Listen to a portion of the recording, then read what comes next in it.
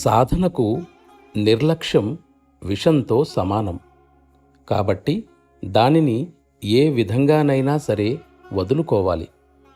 గురువర్యుల గొప్పతనం మనసుపై స్థిరంగా ఏర్పడి ఆయనతో సన్నిహిత సంబంధాన్ని కలిగి ఉన్నట్లయితే నిర్లక్ష్యం ఎన్నటికీ ప్రవేశించదు. అయినప్పటికీ ఆ విషయంలో సాధకుడు తను కావలసిన ప్రమాణాన్ని చేరలేకపోయినట్లు భావించినట్లయితే అతడికి ప్రార్థనే శరణ్యమవుతుంది. వాస్తవానికి ఈ విషయాలు లయావస్థ బాటలో తొలిమెట్టు వంటిది.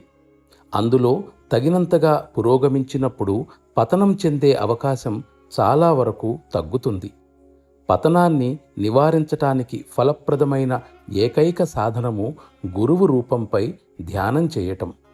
నిజమైన అర్థంలో ఆయన గురువై ఉండాలి. సారూప్యతను పొందటంలో ఈ పద్ధతి ఎక్కువ సహాయపడుతుంది. ఆధ్యాత్మిక పదంలో అది ఒక అత్యున్నత సిద్ధి. దానిని ఉన్నతమైన లయావస్థ స్థితిగా వివరించవచ్చు.